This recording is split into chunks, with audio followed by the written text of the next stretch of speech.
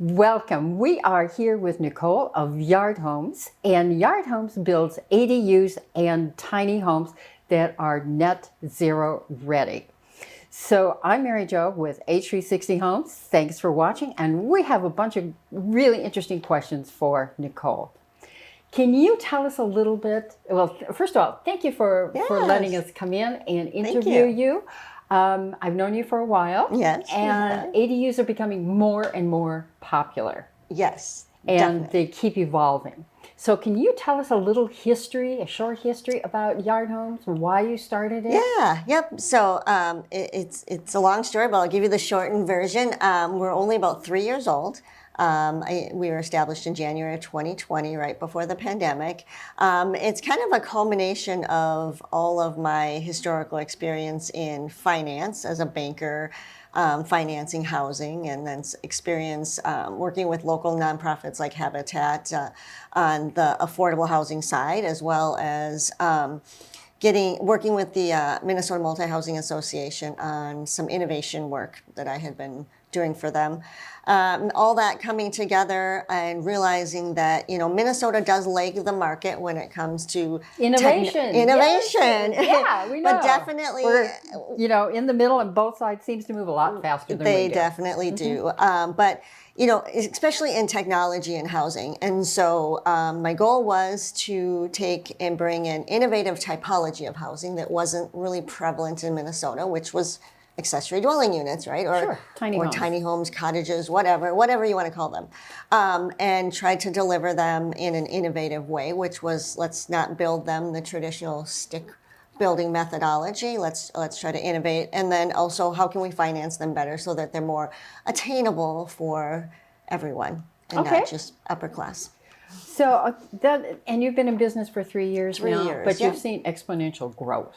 We have. We definitely saw in the beginning. In the beginning, there was a lot of education on what an accessory dwelling unit was and why it was even necessary. And that was education to the general public, but a lot of education to cities and counties that were looking at passing ordinances around accessory dwelling units, and we're still doing a lot of that today. And then there was a period of a lot of tire kicking, right? And so, but now we're seeing, action. More people are coming in already having made the decision that they want an accessory dwelling unit or they want to live in a tiny home. And then it's just about, okay, how big do you want it to be? What features do you want to have in it? What do you want the layout to be? And what is the use case, and how can we help you design that? So, well, that goes right into, can you explain a little bit about the concept behind a net zero home? Because it's not a simple stick-built home. No, definitely. I don't believe you can get to net zero with a typical stick-built home. Maybe somebody has done it. You've got to integrate technology that not only will be cost-effective to build the home, but also cost-effective to live in the home, right? And we are seeing energy prices skyrocket, right? I mean, historically, prior to the last 2 years, energy costs in Minnesota have gone up on average 3%. The last 2 years, we've seen our energy costs increase over 8% year over year. Right. And it doesn't look like that's going to slow down at any point in time. So how do we take that and do better as we move forward? So how can we make homes? Well, even Warren Buffett said, why are we building like the 1800s? Yes. So now, typically, do you use SIPs panels, modules? I know you've tried various different methodologies. Yeah, we started with full volumetric, which was amazing. Full volumetric is basically a stick-built home. It's just done inside a factory, and so you're in a temperature-controlled environment. Your margin of error is much smaller. You don't have the breathing of the materials and the expanding and the contraction during the building phase, so you can get a much tighter build. Exactly, right? Like a rain or snow like that comes in overnight, right? And so you can get a much tighter home. But then in addition to that, you can do different things like install aerial barriers. Yes. Please mess up that word. But before you actually close in the home, right? And that helps you seal off any of those tiny, tiny cracks in the infrastructure. I was there for the aerial barrier installation. Yes. It looks like nothing is happening. because it's inside. You have like a jug of liquid, Yep. and it spins around after, everything's been sealed up. Yep. It covers the windows and the sockets and that kind of thing. And it seals every tiny crack or air gap Yes. that you wouldn't see it with the naked eye. Yes. And I just found that's something we all need to look at. Yeah. I had an energy audit. At the end, she said, well, basically you have a 2 square foot hole in your walls because you need to seal here and here. And I went, who knew? Yeah. Who knew? Yeah. Right? Yeah. And people don't know. And just think about that. 5 years ago, did they do energy audits? No. Now it's common practice, right? It is. We started with a stick-built home and doing some of the aerial barrier. The challenge we were having with the full volumetric is getting it into the location that the customer wants. Transportation costs and wide berth. Yeah. Exactly. A lot of our customers were in the metro area, Minneapolis and St. Paul, and alleys are 11 feet wide. And the house is Trucks are 15 or 16, right? Yes. And so that meant we always have to rent a crane. Cranes are expensive. But we still do full volumetric. It's a great product for if we're putting something out in the country, up north. It's a cabin. Easier access. Easy access. So it's a great product. We have a great supplier of that. And then we flipped to doing structurally insulated panels the second year. And that has actually been kind of the area that has taken off the most, and it's easier to transport. Easier to transport. It's built on site, and it's gives you more flexibility in the design as well. Well, how about the timeline for building with the SIPS panels? Yeah, so typically a build time period from start to finish, which is breaking ground to actually close, completely done, is about 2 to 3 months. It really depends upon the inside finishes is a lot. You can put up a panelized home in 2 to 3 days with a crew the shell, of 2 to 3. The shell, yep. You can then make it weather tight with another 3 days, right? Siding and roofing, and then at that point you're building out the inside, right? Just like a traditional home. You've got a livable unit within a week and a half, right? And then you just put in the kitchen. A week and a half. Traditional builders, a traditional home will take 8 months to build from planning, foundation, construction, stick built, of course. And then how about the crew in that? I talked to one builder, and he told me that since he started using SIPs, he has reduced man hours by 50%. I believe it. And which is a huge bonus for the building industry, because I don't know how many hundreds of thousands are we short on skilled labor. So very much so. This is like a more automated, higher quality or quality control than stick built. And we're seeing an interest in the education field focusing on SIPs. We have a lot of outreach happening from different trade schools that want us to come in and use our designs and our product to teach their students how to build with SIPs because they're seeing it as the future. And for us, it's today. It is exactly right. It is. I need those students now. Send them over. The field, I'll show right? them how. Right. So, but it is an easy technology to train on, and so I do see a lot of opportunity for young kids that want to go into the trades to lean into panelization. I think it's really exciting for people starting out in the trades. You did the demonstration house for the church in Northeast Minneapolis, we did. And that was built in a day and a half with one contractor. And what was it? Four youth from formerly homeless youth from Youth Link. Yes, 4 young men, late teens, early 20s. Put the shell together in one day. It was small, but to see, they were so excited to do it, and imagine having a career being able to do it. Those same youth built our demonstration home at US Bank Stadium in 2 days. Terrific. When we installed windows and put siding on, so they are now seasoned workers. They are our seasoned employees now. Yes. How do you address the challenge of what you are trying to do as energy efficient and as modern with pricing? So the challenge really is looking at multiple providers, right? Multiple vendors. You've got to be able to have materials, and we can't run into materials shortages. So I definitely believe in relationships and loyalty, but we've got to have multiple providers at the table so that when we need resources, we can get them, right? Yes. That otherwise, that's a major impact on cost, right? It stretches out the project, which with interest rates where they're at now, that just adds to overall cost at the end of the day.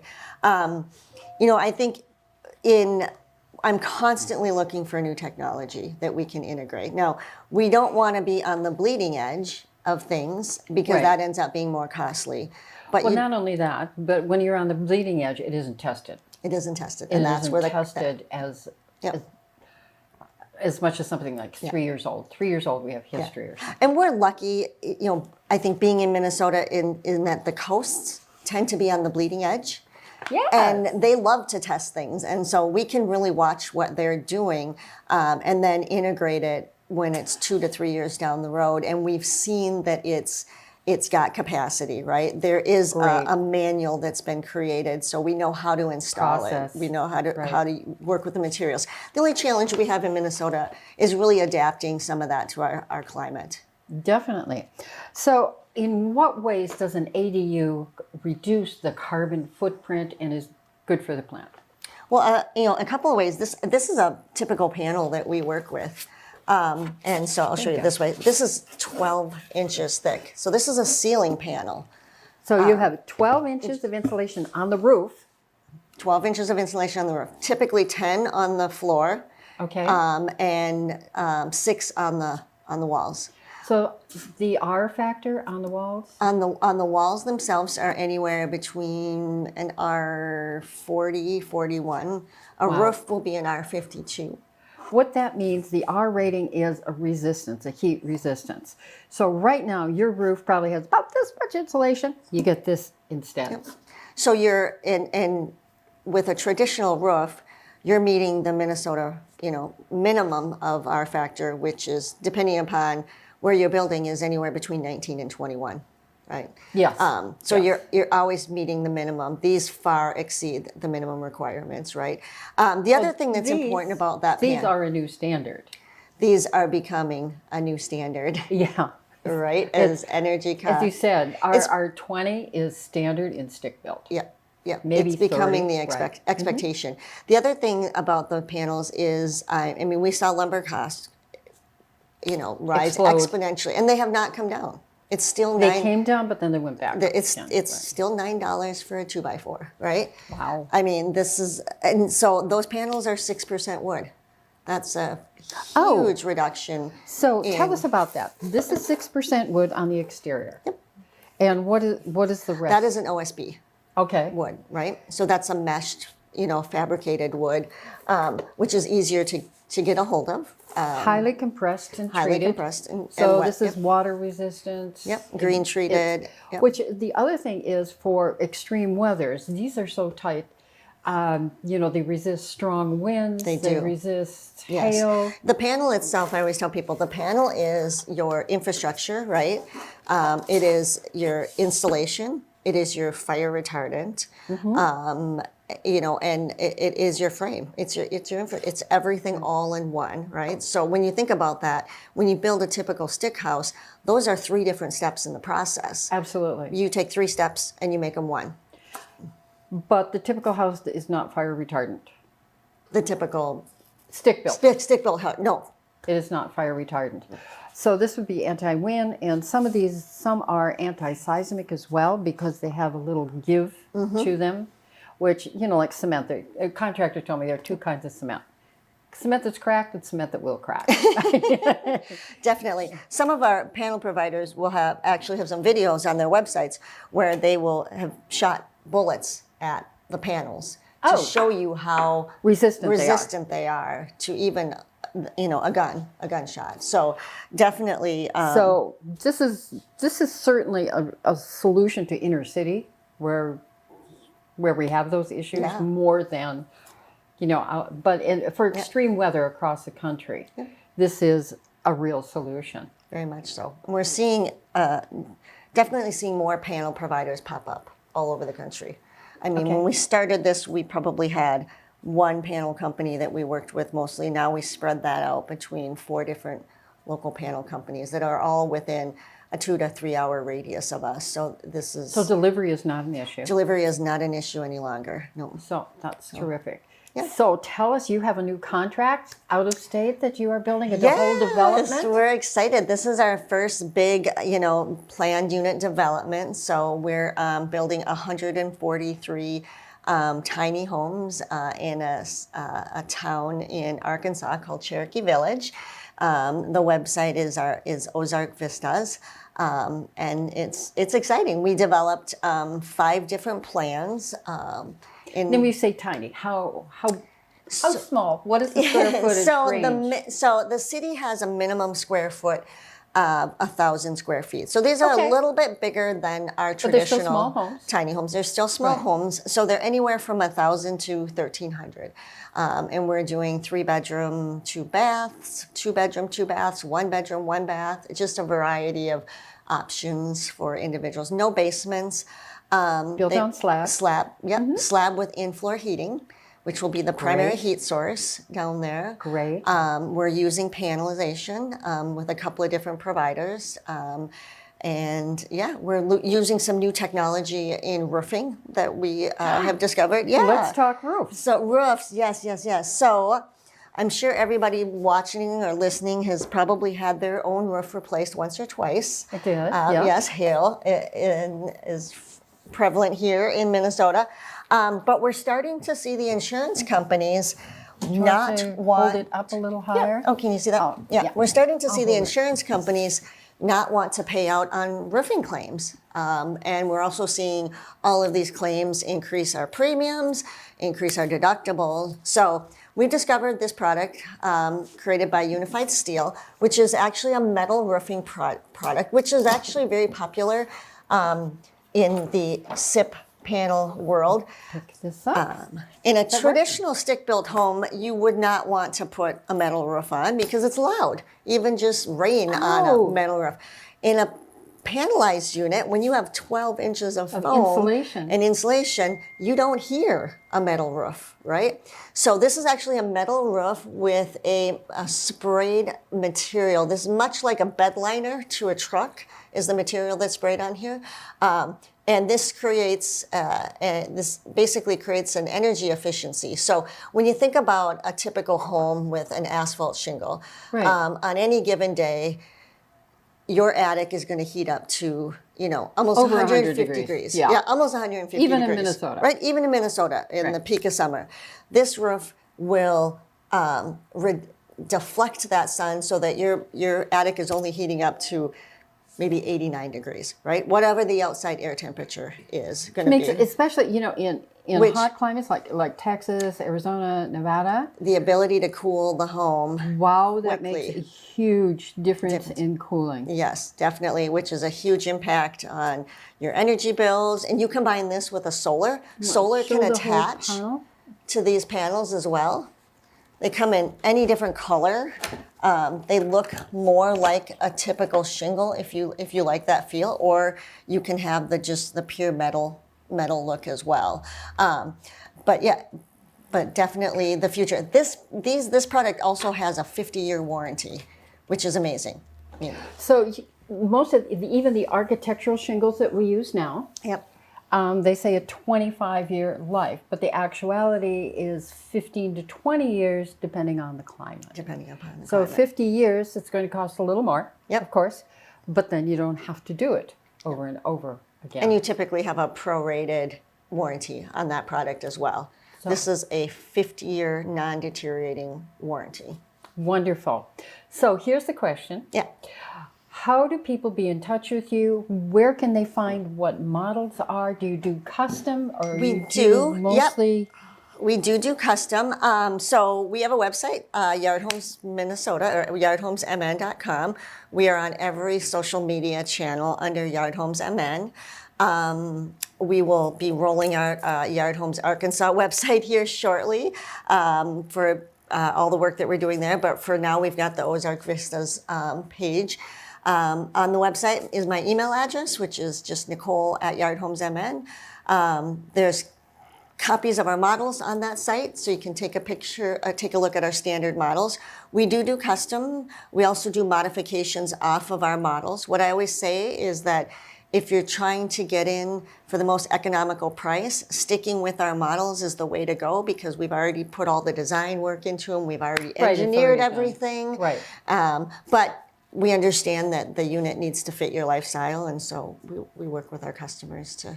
Nicole, congratulations. Thank you. I think what you have accomplished in a few short years is spectacular, and you have no place to go but up. I hope so. So thank you so much for having us. Thank you it's for not coming only over. a pleasure, but it's so exciting to see the growth of totally sustainable building. That's what we're shooting for. Thank you. Thank you. Thank you so much for watching. And Nicole's information is right below if you're interested in building a tiny house or an ADU, or even not quite so tiny. Thanks for watching. And don't forget to subscribe, because I'll have more news for you.